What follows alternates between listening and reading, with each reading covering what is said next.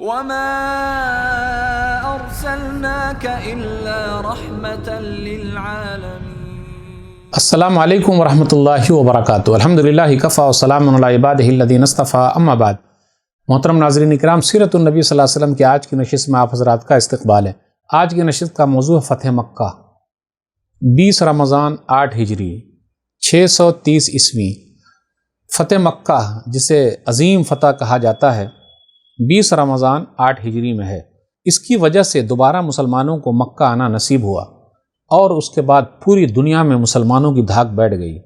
یہ فتح کیسی ہے؟ الرحیق المختوم صفحہ نمبر 535 سے 560 کے درمیان پڑھیے۔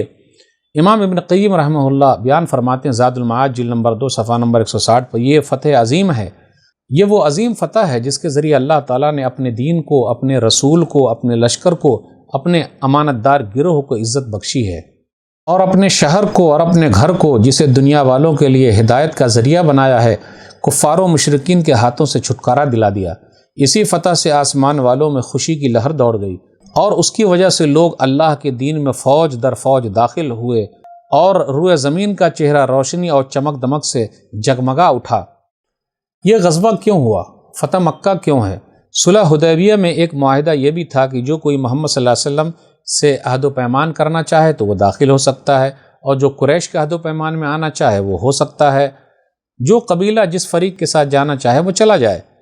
بنو خزاعہ رسول اللہ صلی اللہ علیہ وسلم کے عہد و پیمان میں داخل ہو گئے، بنو بکر قریش کے عہد و پیمان میں داخل ہو گئے۔ بنو بکر نے بنو خزاعہ سے پرانا بدلہ لے لیا۔ نوفل بن معاویہ دیلی نے ابو بکر کی ایک جماعت کو ساتھ میں لے کر 8 ہجری میں بنو خزاعہ پر رات کے وقت حملہ کر دیا۔ قریش نے بھی ہتھیاروں سے بنو بکر کی مدد کی۔ اس کے بعد عمرو بن سالم خزائی مدینہ نبی صلی اللہ علیہ وسلم کے پاس آئے، کیونکہ وہ ان کے معاہدے میں تھے، نبی صلی اللہ علیہ وسلم کے ساتھ تھے، مسلمانوں کے معاہدے میں تھے۔ الصحیح المسند للوداعی صفحہ نمبر 13-17 میں ہے، کہا جاتا ہے عمرو بن سالم 40 سواروں کے ساتھ نبی صلی اللہ علیہ وسلم کے پاس آ گئے۔ نبی صلی اللہ علیہ وسلم کے ساتھ تھے، بنو خزاعہ میں سے تھے۔ اللہم انی ناشد محمدا خلف ابینا و ابیہ التلدا انصر خدا کا نصرا عندی ودع عباد اللہ یا تو مددا۔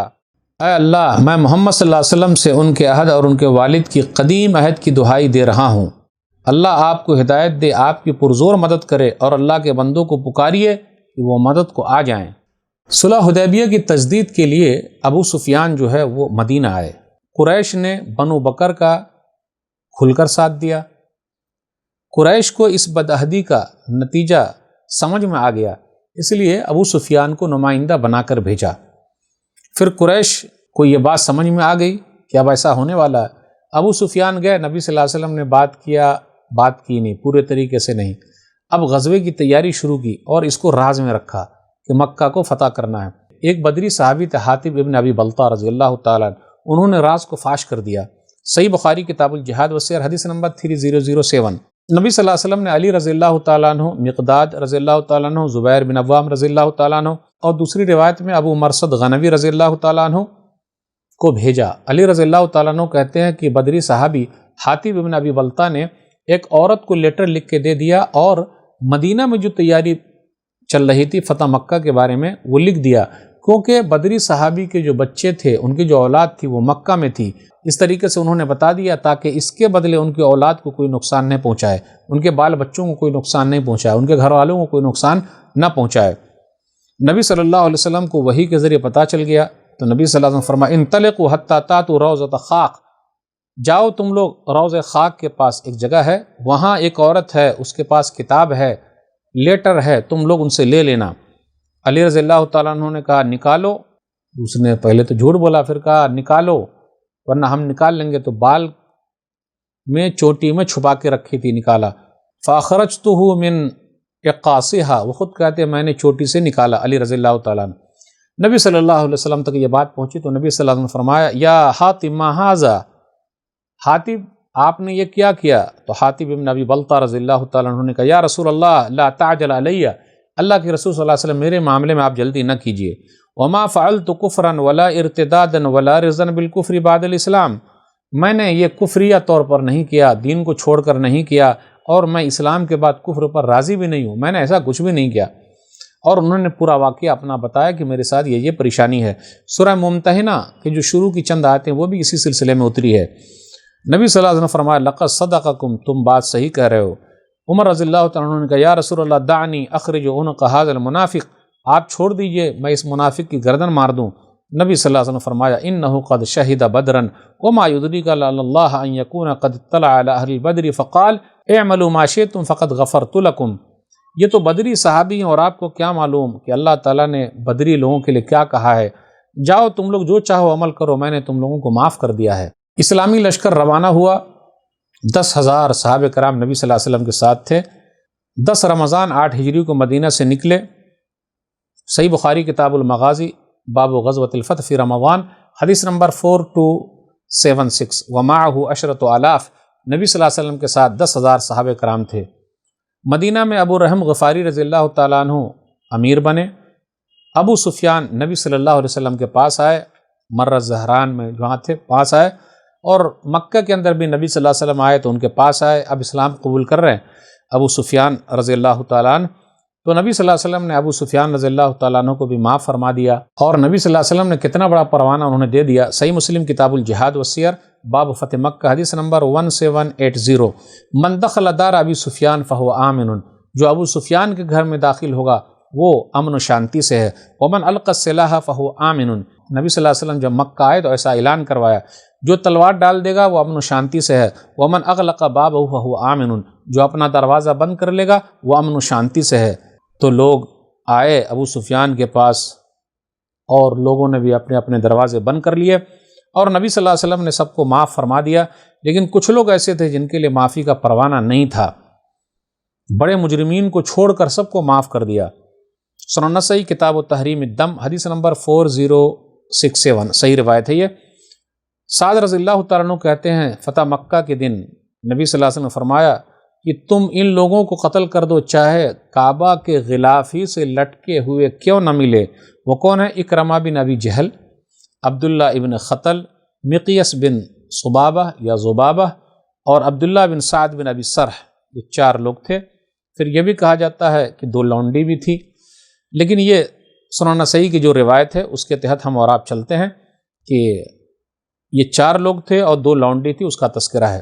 اکرمہ جو بھاگ کر چلے گئے، سمندر میں سوار ہو گئے کشتی پر، یمن جا رہے ہیں یا کہیں اور جا رہے ہیں، تو ملاح نے کہا، پتوار نے کہا جو کشتی چلا رہا تھا، اخلصوا فإن آلہتکم لا تغنی عنکم شیئا ہاہنا، تم لوگ ایک ہی اللہ کو پکارو، اب یہاں کوئی بچانے والا نہیں ہے۔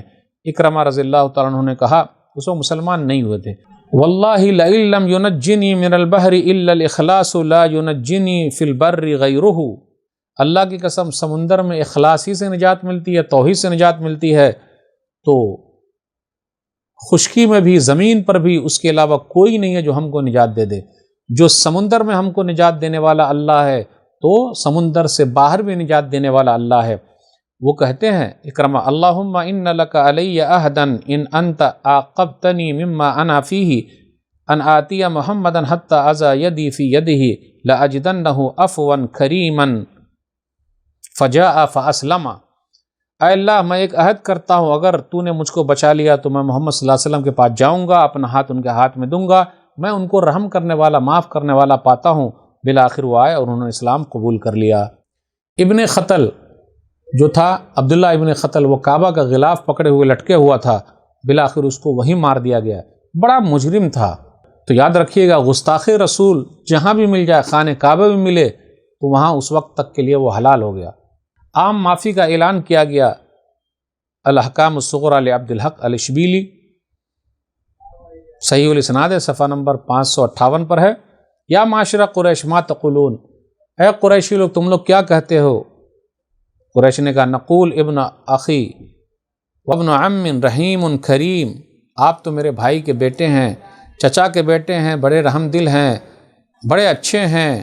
بار بار کہا، یہاں تک کہ نبی صلی اللہ علیہ وسلم نے فرمایا بس یوسف کے بھائیوں کے لیے جو ہے وہی کہوں گا، لا تثریب علیکم اليوم یغفر اللہ لکم وہو ارحم الراحمین، آج کے دن کچھ بھی بدلہ لینا نہیں، اللہ تم کو معاف فرمائے، وہ بہت رحم کرنے والا ہے۔ بالآخر بہت سارے لوگ نبی صلی اللہ علیہ وسلم کے ہاتھ پر اسلام قبول کر لیے۔ مکہ میں کیسے داخل ہوئے؟ صحیح مسلم کتاب الجہاد والسیر حدیث نمبر 1780، خالد بن ولید کو اپنے دائیں پہلو پر رکھا، اس میں اسلم، سلیم، غفار، مزینہ، جوہینہ اور دوسرے قبیلے کے عرب تھے، اور خالد بن ولید کو حکم دیا کہ وہ مکہ میں نچلے حصے سے داخل ہوں اور قریش میں سے کوئی بھی آڑے آئے تو اسے کاٹ کر رکھ دیں یہاں تک کہ صفا پر آپ سے ملیں۔ زبیر بن عوام رضی اللہ تعالیٰ عنہ بائیں پہلو پر تھے، آپ صلی اللہ علیہ وسلم نے انہیں حکم دے رکھا تھا مکہ میں اونچے حصے سے داخل ہوں اور ہجون میں آپ کا جھنڈا گاڑ کر آپ صلی اللہ علیہ وسلم کی آمد تک وہیں ٹھہرے رہیں، اور ابو عبیدہ رضی اللہ تعالیٰ عنہ کو حکم دیا کہ آپ جو پیدل چل رہے ہیں ان کو ساتھ لے کر چلیں۔ رسول اللہ صلی اللہ علیہ وسلم مسجد حرام میں داخل ہوئے، صحیح مسلم کتاب الجہاد والسیر باب فتح مکہ حدیث نمبر 1780۔ حجر اسود کو چوما اور اس کے بعد طواف کیا، اس کے بعد آپ صلی اللہ علیہ وسلم کے ہاتھ میں ایک کمان تھی۔ فاتا علی صنم الی جنب البیت کانوا یعبدونہ وفی ید رسول اللہ صلی اللہ علیہ وسلم قوس، اور بیت اللہ کے ارد گرد اور اس کی چھت پر 360 بت تھے، آپ صلی اللہ علیہ وسلم اسی کمان سے ان بتوں کو ٹھوکر مارتے جاتے تھے اور کہتے تھے جاء الحق وزہق الباطل ان الباطل کان زہوقا، کہ حق آ گیا باطل مٹ گیا، بے شک باطل کو مٹنا ہی تھا۔ یہ کہاں ہے؟ سورہ اسراء سورہ نمبر 17، جس کو سورہ بنی اسرائیل بھی کہتے ہیں، آیت نمبر 82۔ آپ صلی اللہ علیہ وسلم نے طواف اپنی اونٹنی پر بیٹھ کر کیا اور حالت احرام میں نہ ہونے کی وجہ سے صرف طواف پر ہی اکتفا کیا۔ طواف مکمل ہونے کے بعد نبی صلی اللہ علیہ وسلم نے عثمان بن طلحہ کو بلا کر ان سے کعبہ کی کنجی لی، پھر صلی اللہ علیہ وسلم کے حکم سے خانہ کعبہ کھولا گیا، اندر داخل ہوئے جس میں ابراہیم علیہ السلام، اسماعیل علیہ السلام کی تصویریں تھیں، ان کے ہاتھ میں فال گیری کے تیر تھے۔ آپ صلی اللہ علیہ وسلم نے یہ منظر دیکھ کر فرمایا اللہ ان مشرکین کو ہلاک کر دے، اللہ کی قسم ان دونوں پیغمبروں نے کبھی بھی فال کے تیر استعمال نہیں کیا۔ آپ صلی اللہ علیہ وسلم خانہ کعبہ کے اندر لکڑی کی بنی ہوئی ایک کبوتری بھی دیکھی، اسے اپنے دستے مبارک سے توڑ دیا اور تصویریں آپ صلی اللہ علیہ وسلم کے حکم سے ہٹا دی گئیں۔ عثمان بن ابی طلحہ رضی اللہ تعالیٰ عنہ کو دوبارہ نبی صلی اللہ علیہ وسلم نے خانہ کعبہ کی چابی دی، اور آج تک اور قیامت کی صبح تک کہا جاتا ہے خانہ کعبہ کی چابی عثمان بن ابی طلحہ کے خاندان میں ہے۔ ایک مرسل روایت بیان کر رہا ہوں، ارشاد الساری للقسطلانی، فتح الباری لابن حجر، فتح الباری کے اندر جلد نمبر 7 صفحہ نمبر 612 پر یہ روایت ہے۔ نبی صلی اللہ علیہ وسلم نے عثمان بن طلحہ سے کہا خذھا خالدا مخلدتا انی لم ادفعها الیکم ولکن اللہ دفعها الیکم ولا ینزعها منکم الا غالم، یہ چابی لے لو اور ہمیشہ ہمیشہ تمہارے پاس رہے گی، میں تمہیں نہیں دے رہا ہوں، اللہ نے تمہیں دیا ہے، اور ظالم آدمی ہی تم سے چھین سکتا ہے۔ تو یہ فتح مکہ ہے۔ نبی صلی اللہ علیہ وسلم مکہ میں داخل ہوئے، 20 رمضان کا یہ واقعہ 8 ہجری، اور کوئی جنگ نہیں ہوئی، معافی کا اعلان کر دیا۔ نبی صلی اللہ علیہ وسلم 10,000 صحابہ کرام کے ساتھ تھے، اور معافی کا اعلان ابو سفیان رضی اللہ تعالیٰ عنہ کو بھی معاف کر دیا، مسلمان ہو گئے وہ، ان کے گھر کو بھی امن و شانتی کا گہوارہ بنا دیا، فاتحانہ داخل ہوئے، کوئی مار کاٹ نہیں۔ یہ نبی صلی اللہ علیہ وسلم کا اخلاق، ان کے صحابہ کرام کا اخلاق، کہ دوبارہ پھر مکہ نبی صلی اللہ علیہ وسلم کے ہاتھ میں آ گیا الحمدللہ۔ تو یہ چند باتیں تھیں فتح مکہ کے تعلق سے۔ اللہ تعالیٰ سے دعا ہے کہ اللہ تعالیٰ ہم لوگ کو نبی صلی اللہ علیہ وسلم کی سیرت کو پڑھنے، سمجھنے، عمل کرنے اور لوگوں تک پہنچانے کی توفیق دے، آمین۔ والسلام علیکم ورحمۃ اللہ وبرکاتہ۔ وما أرسلناك إلا رحمة للعالمين